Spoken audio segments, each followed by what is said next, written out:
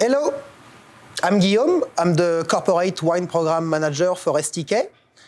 Today we are in STK downtown in the Meatpacking in New York City. And we will talk about 23 of wines we carry by the glass.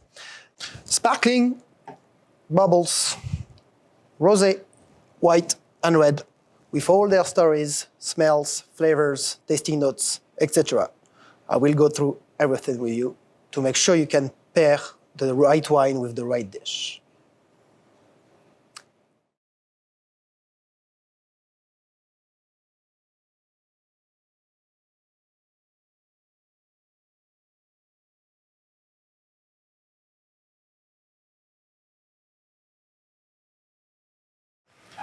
Prosecco Cavalier d'Oro, product of Italy.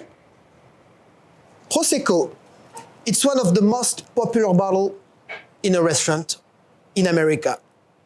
Why? Only because it's a way to drink bubbles for a cheaper price than champagne. Why? Only because the gas is manually added during the winemaking process, and it's CO2. It's not natural like his grandbrother, the champagne. But we'll talk about that later. Let's talk about the grape. The grape here is called Glera. Nobody knows about Glera because everybody just asks for the Prosecco. And sometimes when you tell your table the name of the grape, 99% of the time, they're like, oh, really? I didn't know that. That grape, let's say it's a very dry grape, kind of Italian Sauvignon Blanc, I would say. So we're going to have acidity, some citrus, and a very fresh taste and feeling. The soil in north part of Italy, where the Prosecco is coming from, is composed of limestone. So again, this is why the Prosecco is dry. Menu-wise, the good thing with bubbles is that it's a good pairing with everything. You can have bubbles with seafood, with a salad, even with a steak if you want to, white meat like our Amish chicken, or you can also just finish your meal with some bubbles and having some of our desserts. If you are not hungry and you don't want to eat anything, that's fine. Just drink it by itself. It's a really good happy hour drink, especially for the ladies. Let's talk about business now. Let's talk about how you can upsell your tables and how you can push some bubbles. Every single table, when they get sat, they got that little sheet from Open Table with the notes. When you see birthday, celebration, anniversary, engagement, push for bubbles, push for bubbles. Sometimes people want to go for cocktails. They want to go for liquors in general. Having them drinking sparkling, it's not as strong as a liquor, so they can drink more, and you won't have some people having too much alcohol at the table. So they can drink longer, and if they drink longer, they keep spending money. This is all about having wine instead of liquor sometimes. Let's share with you 3 keywords. It's dry, it's citrusy, celebration.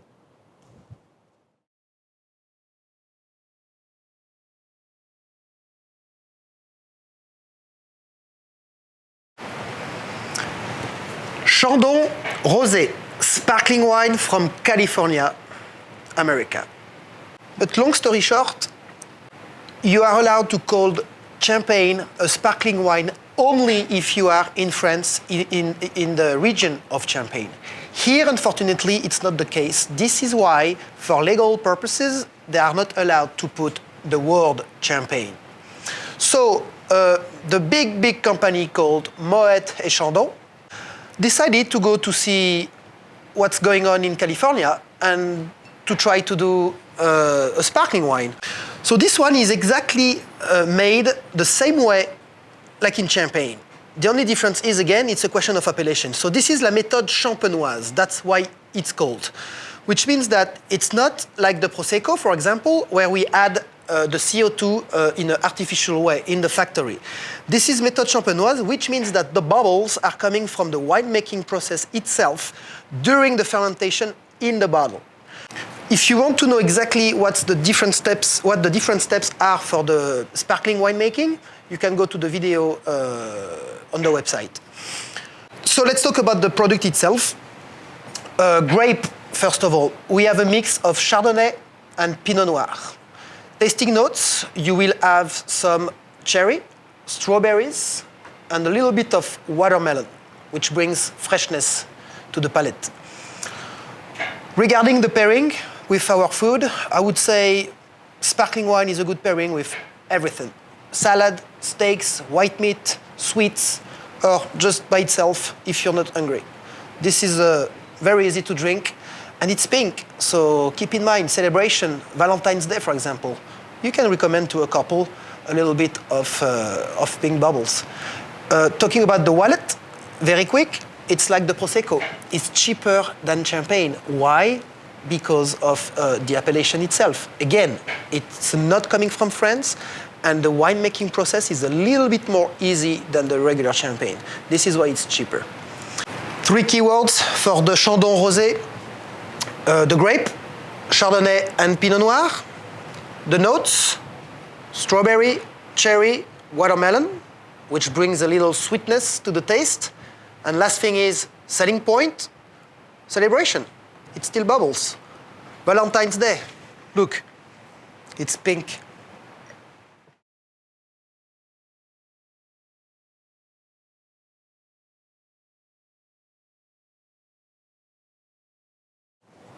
Champagne Veuve Clicquot, yellow label, from France. This is champagne, this is coming from France. And believe it or not, it's one of the most famous wine in the world, but it's only 1% of the international production. What is Champagne? Champagne is a northeast of France wine region. Let's talk about the champagne itself. Veuve Clicquot-Ponsardin, widow Clicquot-Ponsardin, Clicquot-Ponsardin being the last names. She's a lady. Unfortunately, her husband passed away, and right after this, instead of just taking a break on the champagne making, she decided to take over. And a lot of people from the champagne business at this time was a little worried about the future of the brand. Guess what? She's now one of the most famous French lady in the world, because on top of keeping the business alive, she also made it grow. On top of creating the blend to create pink champagne, the Champagne Rosé. And on top of it, she's also the one who decided to create different sizes for bottles. From the Magnum to the Jéroboam to the Salmanazar, there is a lot more. The Champagne region is using only 3 grapes: Pinot Noir, Pinot Meunier, and Chardonnay. This champagne right here is a blend of the 3. So let's talk about tasting notes. The Chardonnay, he will bring a butter side, a creamy side. So in your mouth, it's something very heavy. But also, there is a very clean acidity coming from the Pinot Meunier. And now on top of it, you have the Pinot Noir, who will bring, with being blended with the Chardonnay, kind of a green apple. Again, I'm giving you notes to share with your customers, but this is also very personal, whatever you can feel. But most of the time, this is what you have in a Veuve Clicquot glass. How to sell this champagne? Again, celebration. Okay, 3 keywords for that bottle. Number 1, the grape, Pinot Noir, Pinot Meunier, and Chardonnay. Number 2, the tasting notes. We have cream and butter. We have green apple and a clean acidity. Number 3, how we sell that? Again, celebration, but this time it's a special celebration because it's more expensive than the Prosecco or a regular sparkling wine. This is kind of exclusive, more expensive. A glass of Prosecco is around $15. This is at least $25.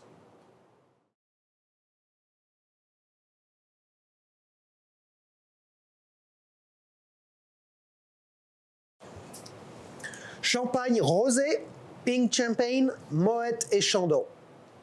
From France, champagne.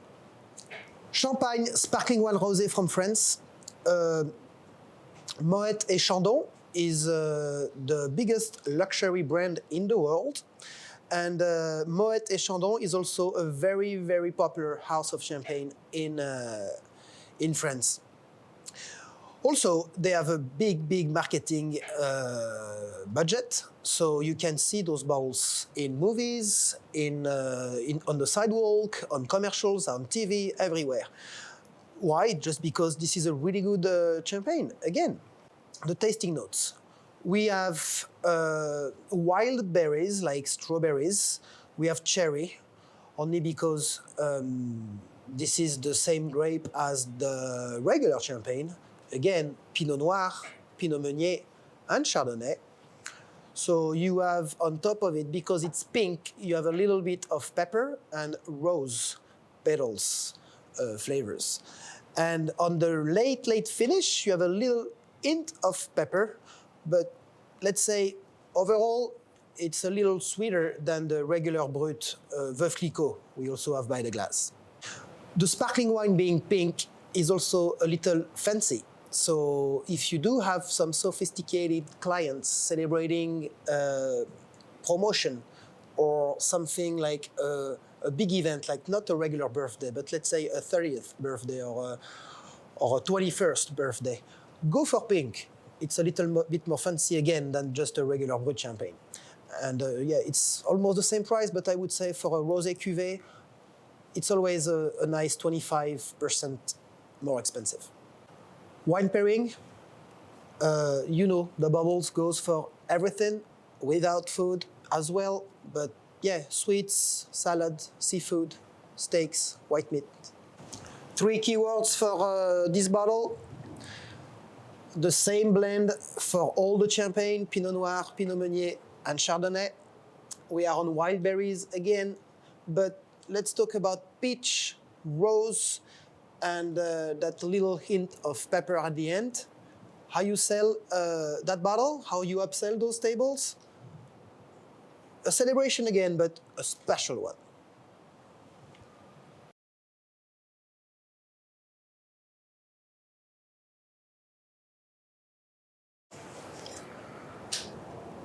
Bricot Tondo Moscato d'Asti, product of Italy. We've been working with the 4 sparklings, the Prosecco, Chandon Rosé, the Moet Rosé, and the Veuve Brut for quite a while now. And it has been noticed that we have a lot of demand for something sweet, like a dessert wine, but sparkling. So in 2020, we added this Moscato d'Asti, which is very popular only because it's very light, only 5% of alcohol instead of 12 for a regular sparkling wine. And it's very soft, it's very sweet. So you can easily push this wine everywhere.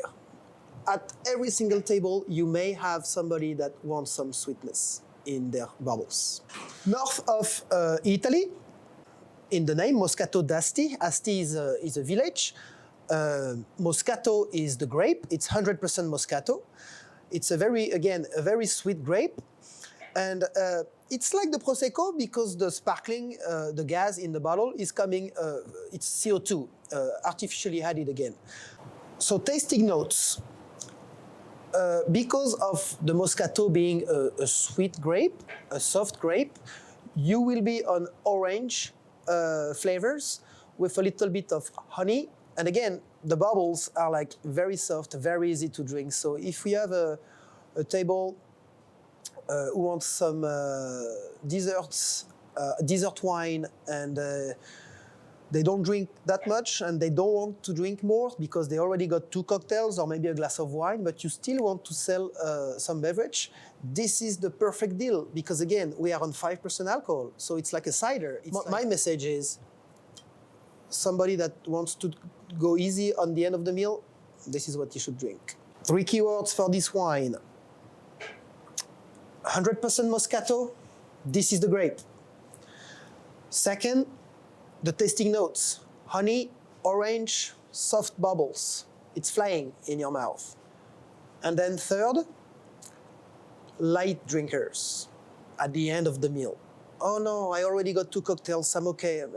Miss, it's only 5% alcohol, you good? Oh, all right then, I'll go for it.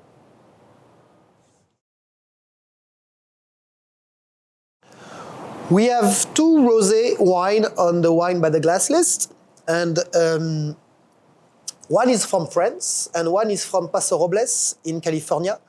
So the Justin is the Californian one, and it's made with the south of France style. What I want to say is the biggest production of rosé wine in the world is coming from the south of France. For now, 20 years, we see a lot more wine producers from California coming up with their rosé. You always start with a Cab or with like a Merlot, and then you do a Pinot Noir. You also do your whites, Chardonnay, Sauvignon Blanc.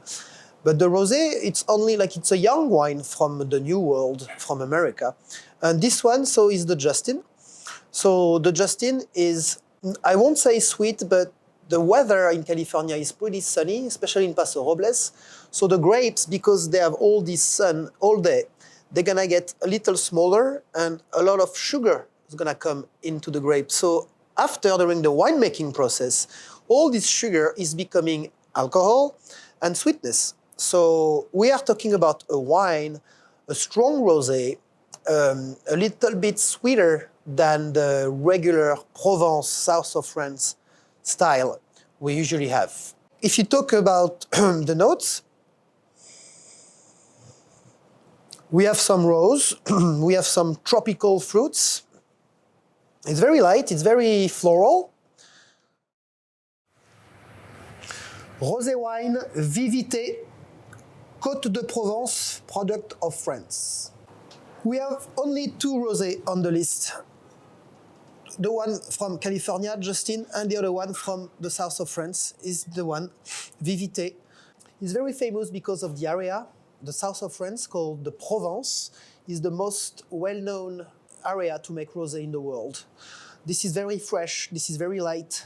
Also, in Provence, the only difference between the Justin and this one would be the sweetness, only because the weather in California is warmer than the weather we have in the south of France. The south of France is also warm, but there is a lot of wind, instead of California, where the weather is very dry and not as much rain as the south of France.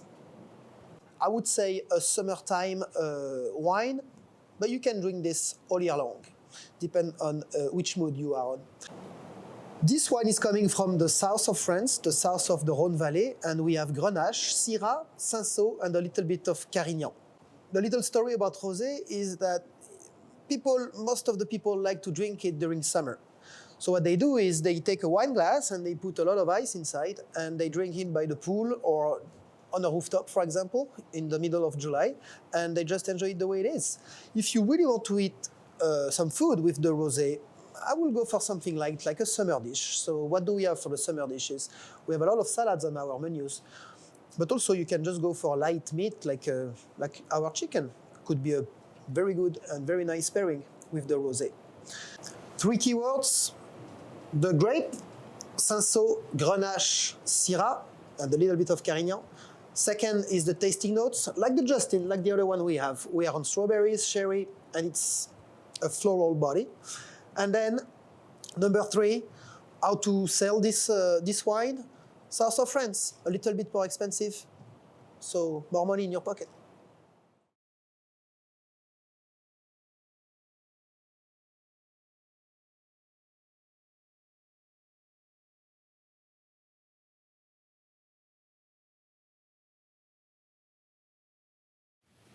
Pinot Grigio, very light, very easy to drink. This white wine is very popular in our restaurants. It's well known worldwide, and the grape is very easy to drink. And again, the grape is Pinot Grigio. You also can find French Alsatian wines, Pinot Gris. This is the same grape. Pinot Grigio is the Italian one. So very easy. It's only one grape, a dry grape. Tasting notes, we are on green apple, orange blossoms, a little hint of like a floral.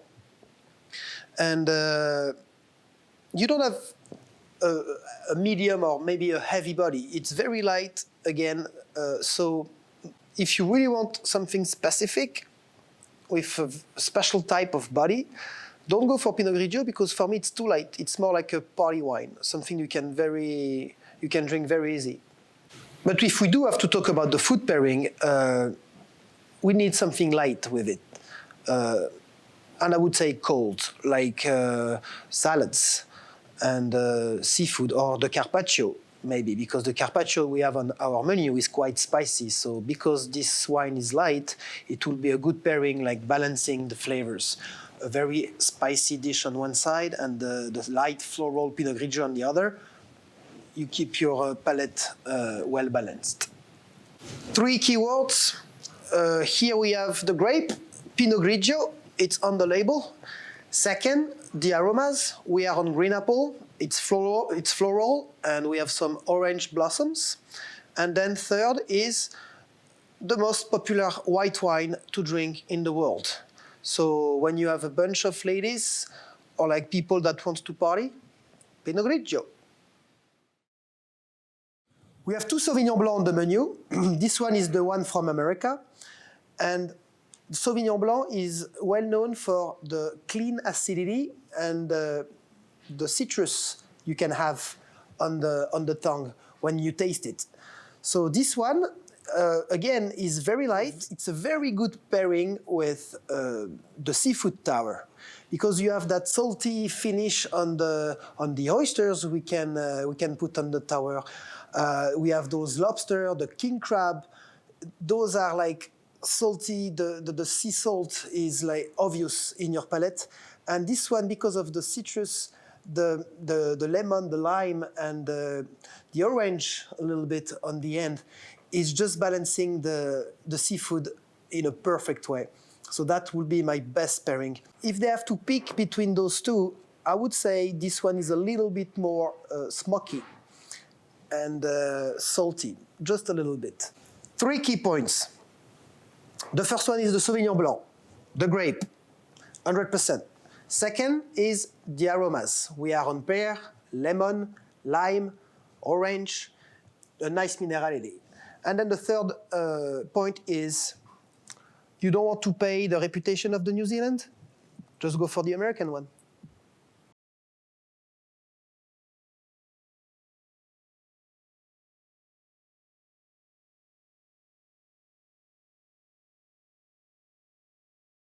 Cloudy Bay, Sauvignon Blanc from New Zealand.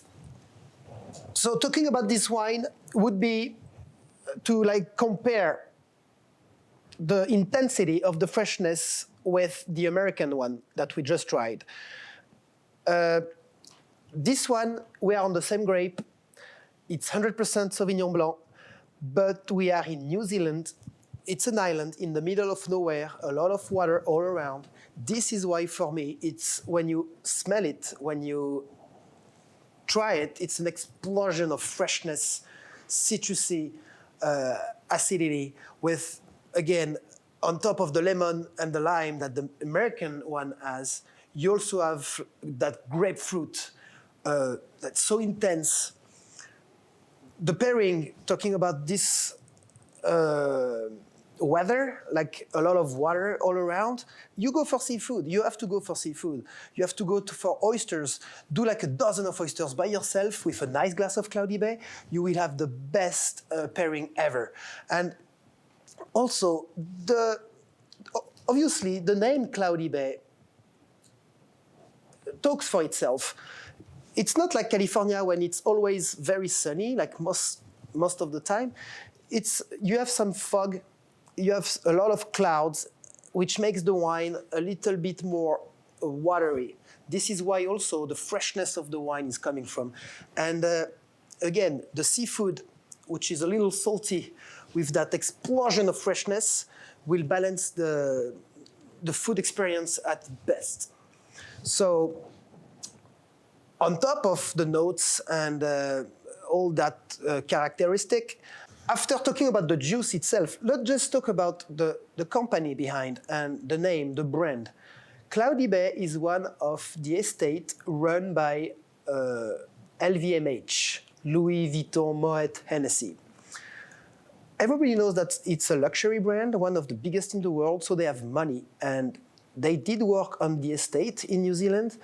All the stainless tank where the wine is aged, the techniques, everything is brand new. They put a lot of money in this winery, which makes it like the quality above everybody else.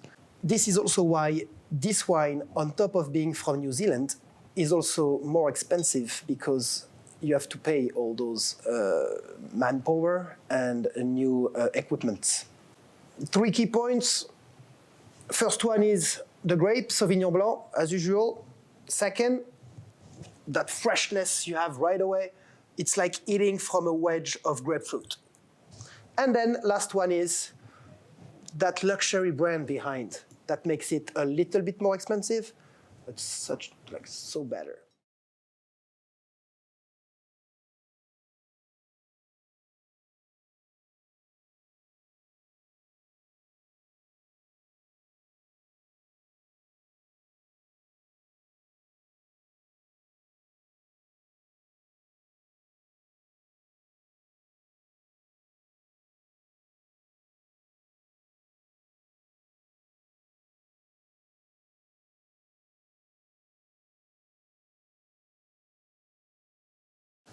La Pettegola Vermentino by Banfi, a white wine from Italy.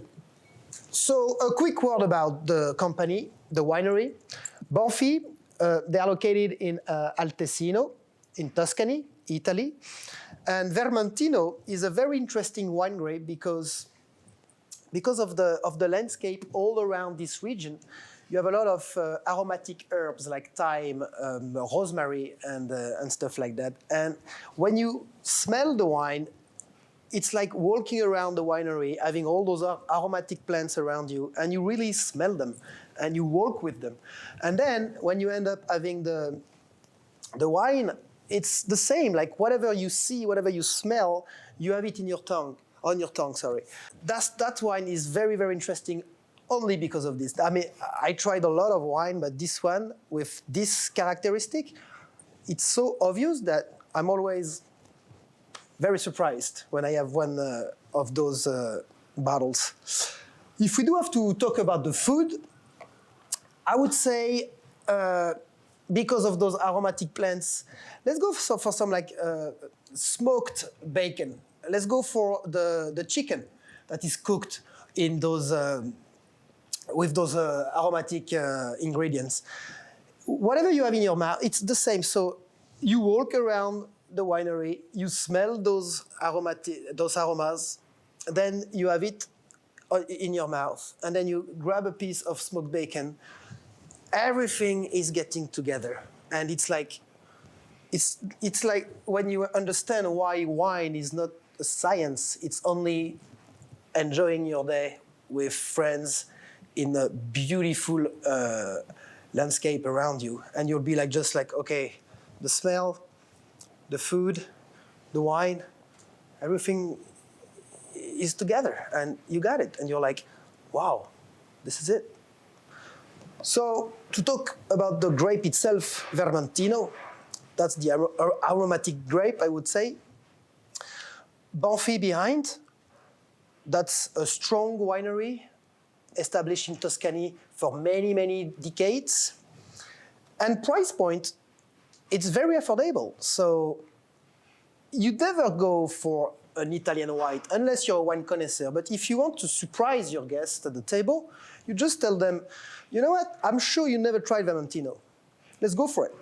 I gave you 3 keywords. The grape, Vermentino. The aromas, obviously the aromatic herbs. And then how you sell it, curiosity.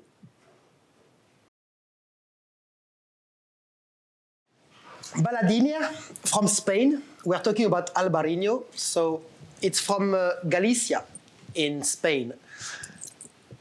We've talked about the 2 Sauvignon Blanc, the Matanzas Creek from America and the Cloudy Bay from New Zealand. Now we are on the same grape, Sauvignon Blanc, but we are moving to Spain. And now it's going to be very interesting, and this is why I put those wines in this order. only because, so we were on Sauvignon Blanc, the two standards, the American one against the New Zealand. Okay, got it. Now, we move on Spain after the Italian one. So from like the New World style, we are moving to the Old World. In the Old World, I would say the Sauvignon Blanc is from Sancerre. That's the French wine. We don't have Sancerre on the list. But what we do have the Spanish wine. And this is, for me, Albarino is a grape, obviously. This is 100% Albarino. I would say is the Spanish Sauvignon Blanc. So you're going to have the same acidity, the lemon, the lime we talked before, I told you about. But on top of it, you're going to have something crispy that is coming from the Mediterranean style. Because obviously you're in Spain, Galicia, by the sea. And I mean, this is obvious. It's like, oh, that's like the Cloudy Bay and the Matanzas Creek. I recognize that. But you have that crisp that's come after. You can say, oh, that's special.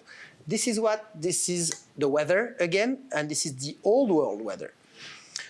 Now, talking about the food pairing, I would say the same as before. Let's go back on seafood. But how to sell this wine to your table? Just mention the fact that this is the Old World against the New World.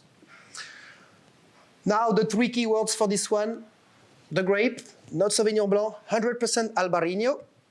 The notes, lime, lemon, nice acidity, but add the crispy side to the wine. And then to finish, how to sell the wine. It's just like, it's from Spain. It's from the Old World. And that's the only Sauvignon Blanc we have from the Old World. And it's for the same price too.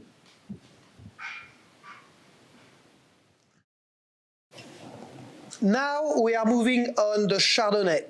Those are the two last white wine we have by the glass.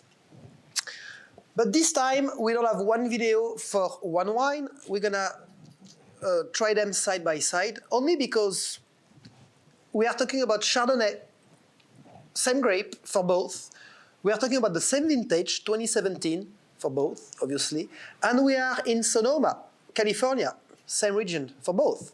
So how come one can be at $16, the other one at $19, and what exactly the difference is? I'll tell you, it's my job. So let's do it.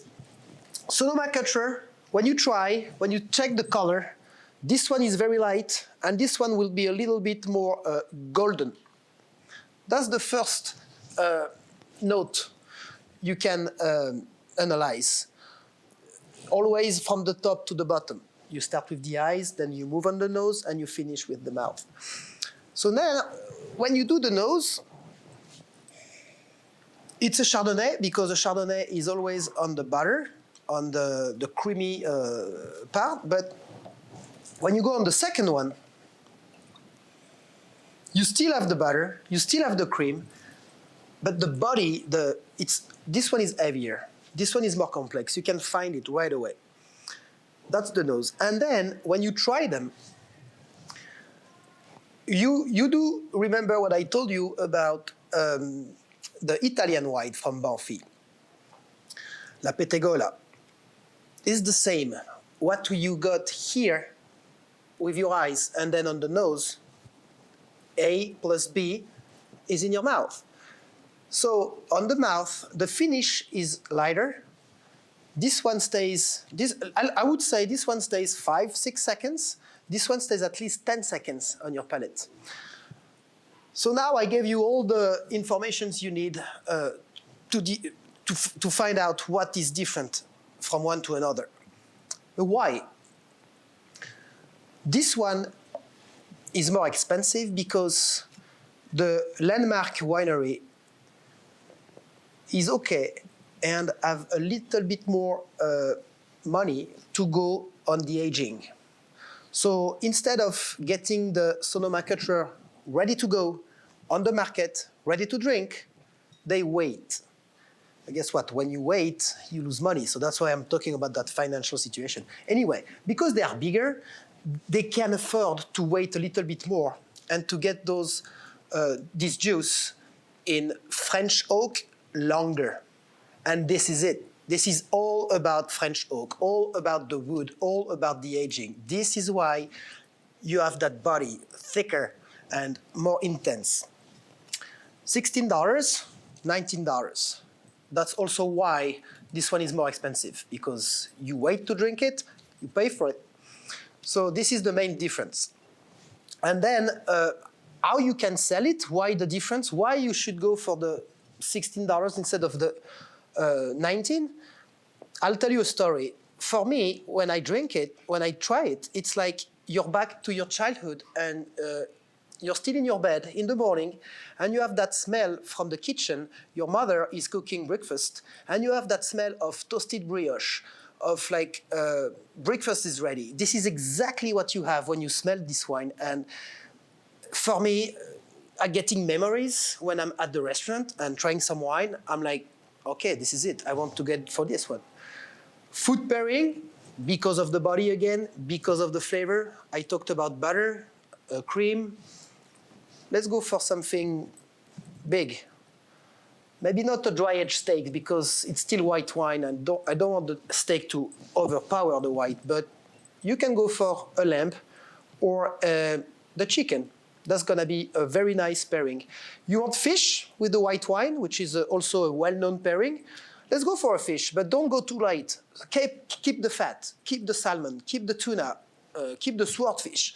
All those three guys, best pairing ever. 3 keywords. First one, Chardonnay, the grape, for both. Second, aromas, tasting notes. Like I said, cream, butter. This one may have a toasted brioche, but again, this is personal, but I'm sure you'll find out. Third keyword, simplicity, complexity. $16, $19. Enjoy.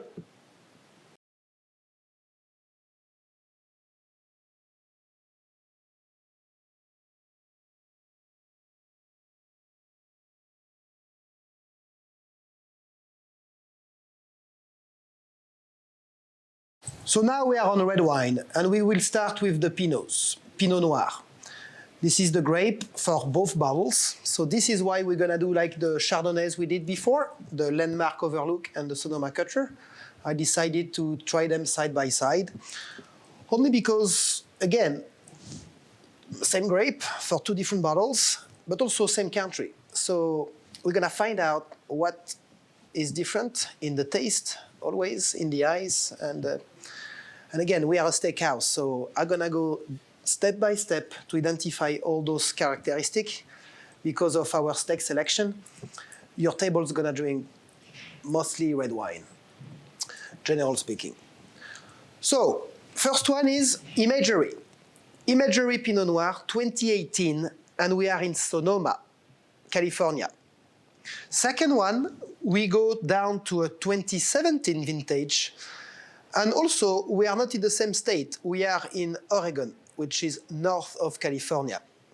So that's why those two will be very different.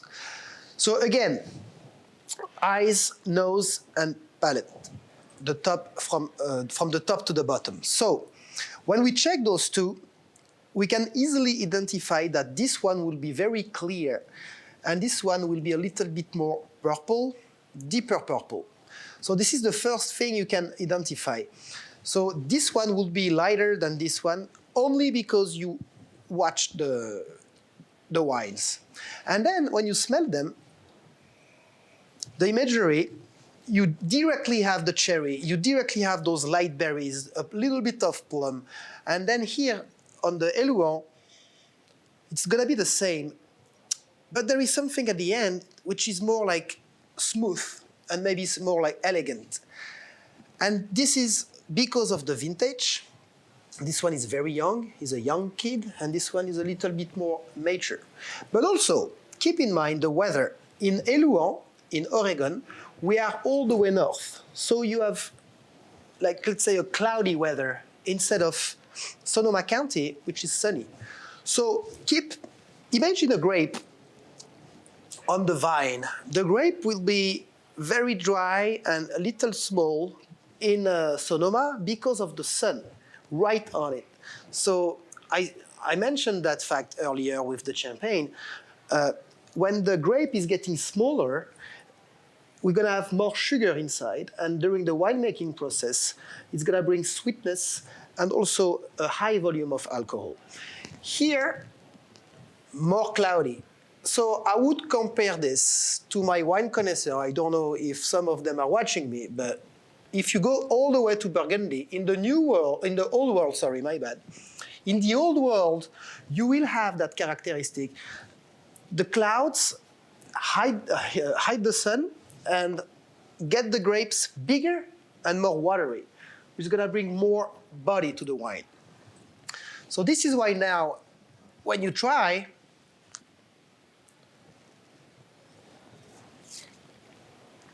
there is something sweet on the finish. Yeah, 6-7 seconds, it's gone. And now this one right here, the Elouan.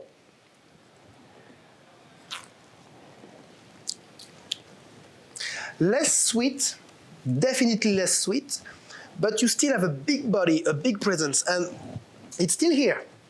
And it's been over 10 seconds.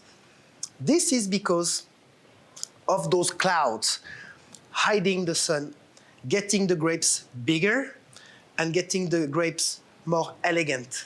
And this is why the Pinot Noir from Burgundy is also one of the most prestigious grape in the world, and all those most prestigious appellation in the world, because the Pinot Noir is a very fragile grape. And when you have the sun acting on them, you're affecting the taste right away. Having those clouds, let's say it's like a blanket. It's like an armor. You're protecting the grape, the Pinot Noir, the most elegant grape. So this is my introduction to the Pinot Noir. But now let's talk about just those two brands. The restaurant, us, light grape, light body. Let's grab this menu. Because of the lightness of the wine, I'm going for a salad. You can go for it. Or you can go for like a tuna tartare, for example. It's raw seafood, yes, but it's cold. So let's go for it. Also, we do have those truffle short rib ravioli. The truffle is complex. We have a complex grapes. Let's go for it. Seafood tower, this is my personal opinion. I go for those Sauvignon Blanc we talked about earlier, but because of the lightness of the red wine, if you're a red wine drinker and you cannot drink anything else, then you have your two brothers right here. Let's talk about notes in general. I already spoke about them. Plum and light berries, like we are on cherry. Some of the wines from Sonoma, because of this sun I was talking about, you get that sweetness. So from cherry, you move on cherry pie. It's toasted. It's like cooked. It's bringing a little woody smoke side to the taste. So technically, this is what I have to say about those two Pinot. This one is my favorite, but again, it's my personal opinion. But let's talk about those three keywords for those ones. Pinot Noir, for both, 100%. That's the number one. Number two, cherry pie, plum for both. Third, this is the Burgundy style, the old world style. So this is why, first of all, it's more expensive. And this one is a little bit less expensive. So I would go for this one if you're a wine connoisseur. You just want to go easy on something, imagery.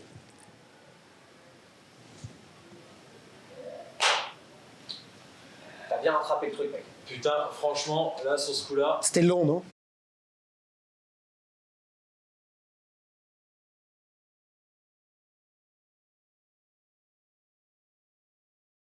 Next step, we move up a little bit. We just did the Pinots, very light. We're gonna go up for a medium body. But also, from the new world, we are going all the way to the old world, and we are going to Italy. So we are going to Palazzo della Torre by Allegrini. This is a wine from the north of the country. The villa itself is beautiful, and the landscape all around is like magic. It's very nice. And this wine, as a medium body, is from the baby Amarone classification. And Amarone itself, Amarone della Valpolicella, is one of the most prestigious and also expensive appellation in Italy.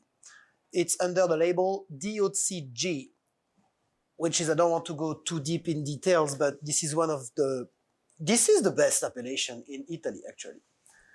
Grape, Corvina and Rondinella. This is two grapes, not very famous, but I would say Grenache, Shiraz from Australia, France, America.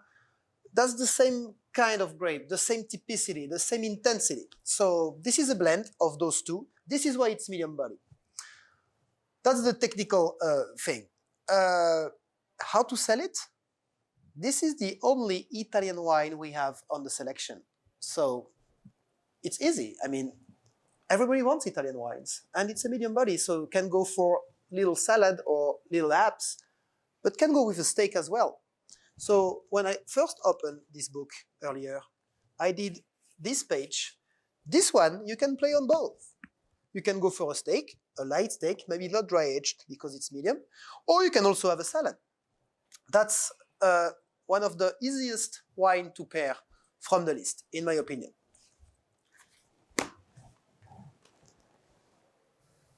Three keywords. Number one, grapes, Corvina, Rondinella. Second, tasting notes. It's a red wine from old world, like the Pinot. I mentioned Grenache and Syrah kind of grape. We are on berries. We are on strawberries, cherries. This is the second one. Third one, how to sell it? Go to Italy, my friend, that's it. Next step, now we are on Cabernet. And this step is the most important only because this grape, the Cab, is the perfect pairing with steaks. And STK stands for steak, if you didn't know that. So let's pay attention. What do we have here? We have the Decoy. Decoy is from Sonoma and it's made by Duck Horn Company. This one is Justin. It's also from California, but all the way south to Paso Robles. So this one's gonna be a little thicker. Did you notice, again, number 3, side by side? Just because, again, same grape, same country, same vintage, but different area. So this is how we're gonna find out the difference. Cabernet Sauvignon is the grape. Tasting notes, we were on light berries before with the Pinots. We mentioned cherry, we mentioned plum, we mentioned strawberry. Now we are more on raspberry, blackberry, more powerful. Some notes of tobacco and pepper are coming in the game as well. So that's basically what Cab is. They are both aged in oak, American oak, which bring that big body. When you're gonna try them, you will notice that they stay on your tongue at least 13 seconds, so they have a long finish. Let's talk about those steaks, the dry aged steaks. They are full of flavor. If you eat them medium rare or medium, this is when the expression of the meat is at its best. So with that said, those two wines would be a perfect pairing. So yeah, from all this area on the menu, just go for it. We also have from the entrees, we have the lamb. And again, when I'm doing a pairing, when I'm recommending a wine, it's not just like an order, like you must do this, you must, what do I say? No, of course not. It's a recommendation. So still, if you have a customer, he wants to have the blue iceberg salad with a glass of Cab, let's go for it. It's beautiful as well. It's just a recommendation. So, same country, same grape, but two different areas. This is what we are working on right now. Let's move on the keywords. Again, Cab. Second, darker berries. Let's talk about blackberry. Let's talk about tobacco. Let's mention the long finish on your palate. And number 3, eat some steak.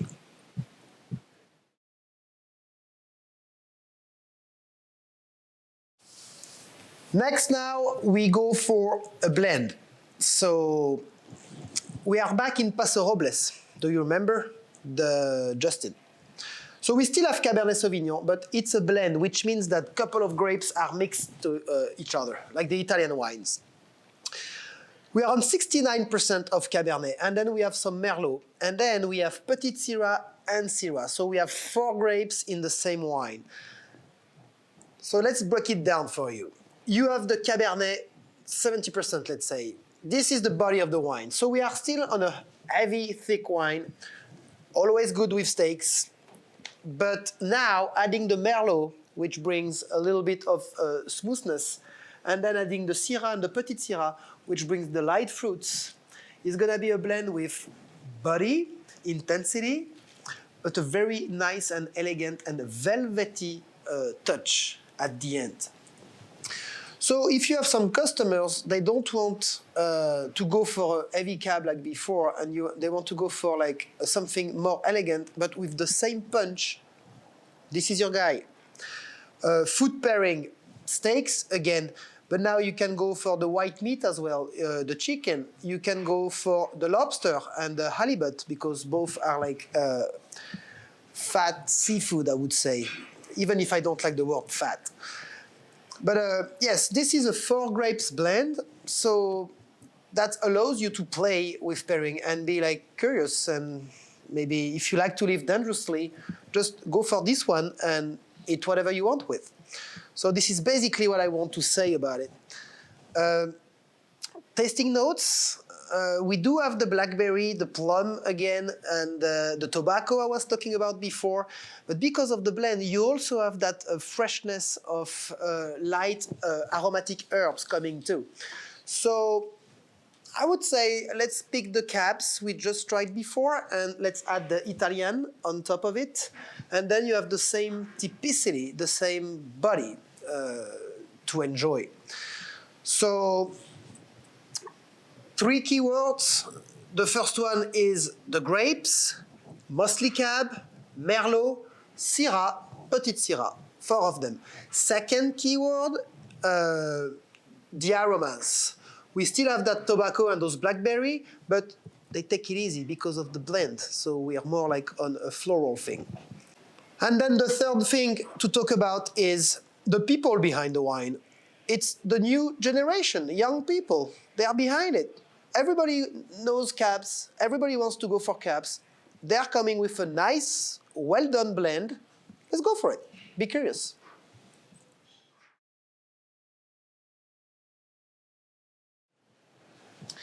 Next wine is a Merlot. The name is Emolo. It's from Napa Valley. The way I designed the order of trying all those wines is based on the intensity of all those wines. And usually the Cabernet is coming after the Merlot because Merlot is smoother and a little lighter. Here on this wine list selection, this Emolo is actually richer and heavier than the cabs we tried before. Actually, this Merlot is heavier and stronger than the cabs we tried before. And you know why? This is only because of the people behind. I spoke about the people behind with the tooth and the nail before. A wine is 3 things. It's the terroir, which is the weather, the soil, the temperature, etc. Then you have the winemaking process and the person behind. And then you have the country, the region. This is the people behind. I'm talking about the Wagner family. I don't know if you heard that name before, but the Wagner family are also the winemaker of Caymus. And Caymus Vineyard is the biggest sale we have at STK. This is what we sell the most. So for this wine, I will talk about the profile right now before I jump into the story. Very heavy, very thick, from those blackberry, intense plum, tobacco, etc. This one you can add the leather, the smoked wood, the blueberry. It's much deeper. And I was talking about the long time a wine can stay on your tongue. Here, from 12, 13 seconds, we go all the way up to 20 seconds, even more sometimes. That's why this Emolo, I put it after the cab, because this is the Wagner family signature. The Wagner are famous for their Camus, and Camus is a very thick wine. Here you have a common grape that is usually light, medium, let's say, but because of the signature of this family, it's a bomb. You have to pay for the reputation behind. This is why it's also one of the most expensive wine we have on the list by the glass. Let's talk about food. Again, I'm opening my book, and here we have the steaks. So now, we don't play with those guys. So you go all the way down, the large steaks. Go for the double tomahawk, the regular tomahawk, the porterhouse. You're not that hungry, I can understand, but at least please pick the Delmonico or the cowgirl.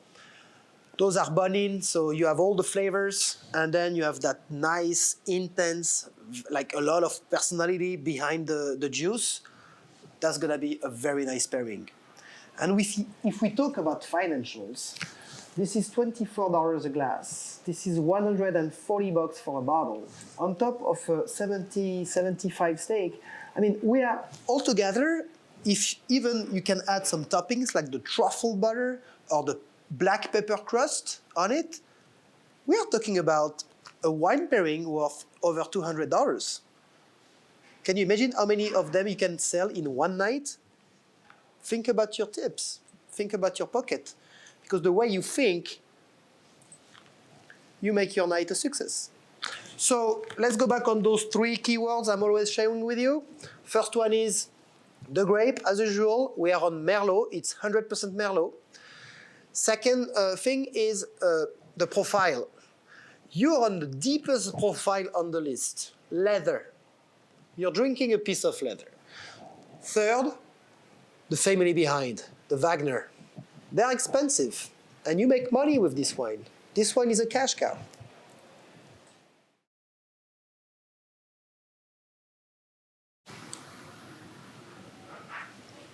Next, another famous guy, the Malbec. So we are going all the way to Argentina, to Terrazas de los Andes. So the Malbec is another well-known grape, especially because that grape is growing in like tough atmosphere, like very wild environment, and doesn't need a lot of minerals and food to grow up. So here, Terrazas de los Andes, we are talking about the highest vineyard in the world, first of all, owned by LVMH. Do you remember LVMH? I talked about it earlier. Moet et Chandon, Rosé Champagne, Veuve Clicquot, then Cloudy Bay. This is another one they own. So again, you have all the power of that luxury brand behind. It's the highest vineyard in the world. All those things makes it a wine that is, for a wine by the glass selection, exceptional. One of the best Malbec you can find from Argentina. This grape, the Malbec, it's a high altitude grape.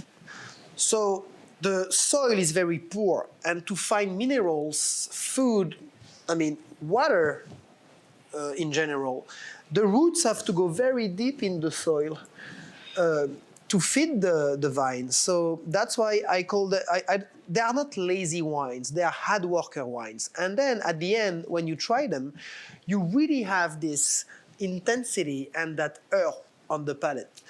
How do you describe this to a customer? It's always the same words we're gonna use for those big reds. We mentioned the berries, we mentioned the blackberry, we mentioned the blueberry, we mentioned the leather, the tobacco. You'll find all those notes in this wine as well. What you're gonna have on top of all those criteria is earth, the fact that we are in the mountains.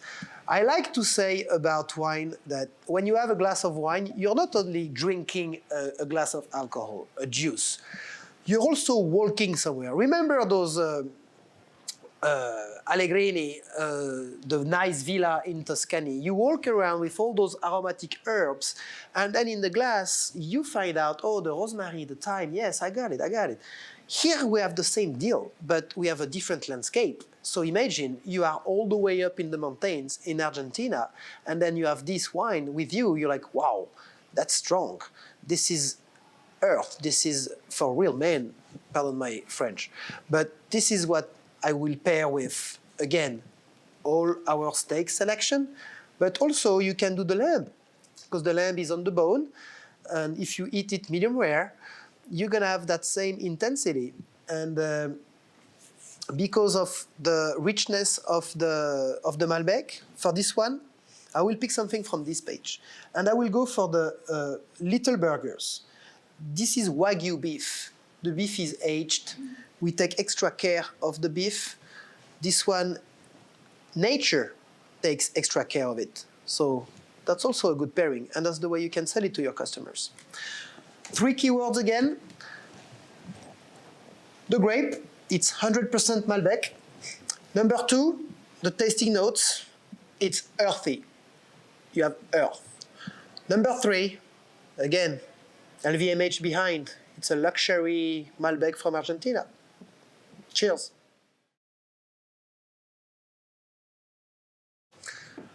Last wine, last step. After a long journey, we are back in Justin Winery in Paso Robles. But now we are talking about the best reserve wine you can get at STK. Because, first of all, it's $36 a glass. It's Justin. Isosceles. Isosceles is a name they add on the Justin name because it's a reserve wine. It's a wine where the winemaker is taking extra care of it. It's a blend. We are going back on a blend.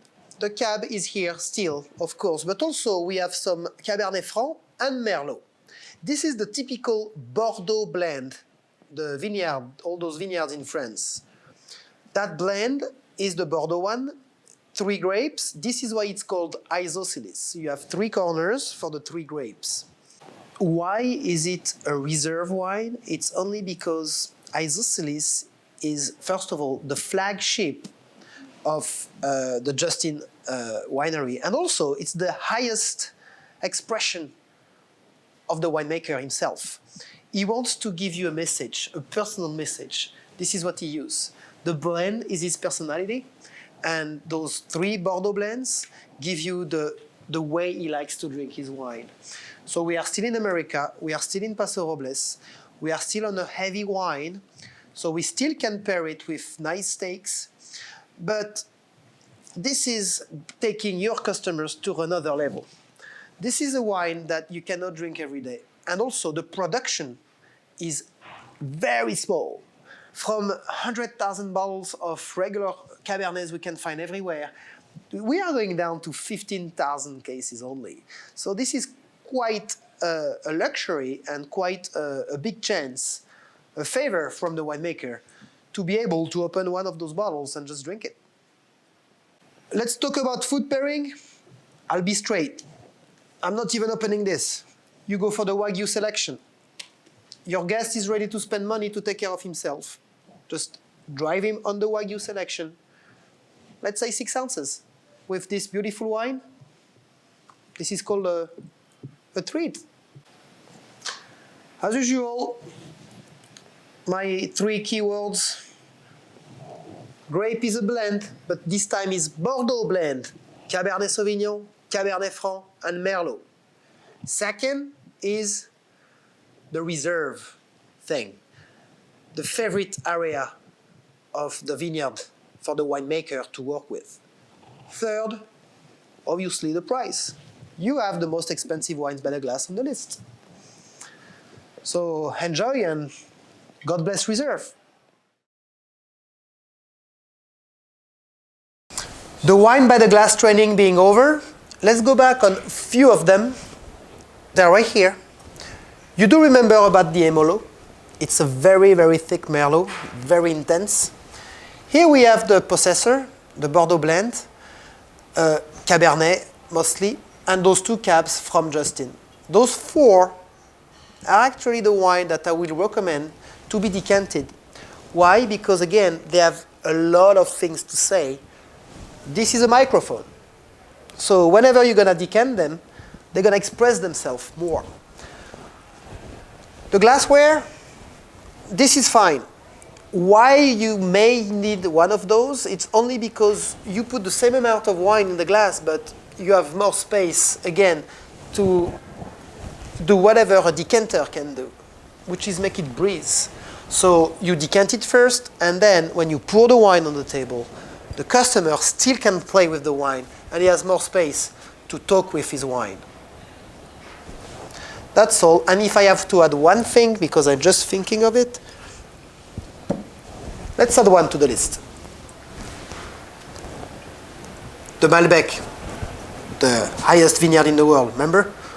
Maybe this one should be opened to express himself a little bit more. Thank you.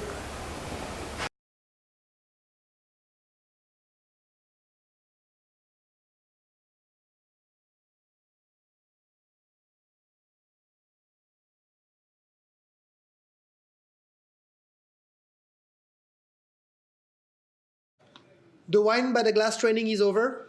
Thank you for listening, guys. I really appreciate that. I hope it was helpful.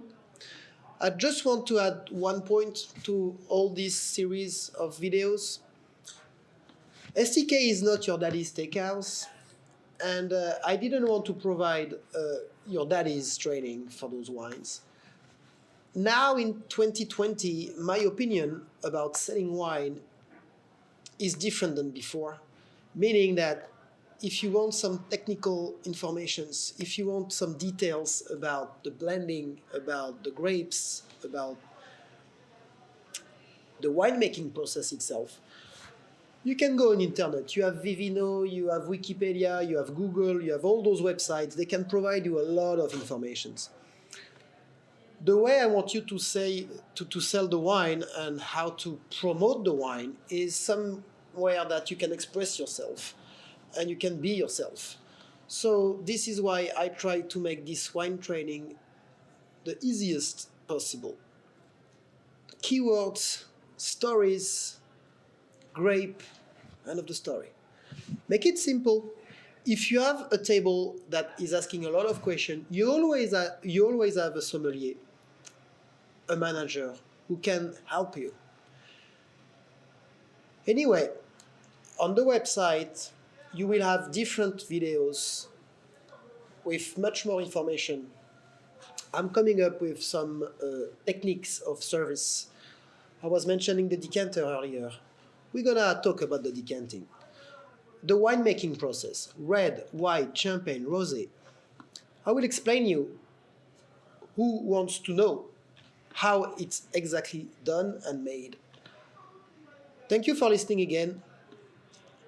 I hope you enjoyed it, and I wish you the best sales ever, and also the best pairing. Let's put some smiles on our customers' faces.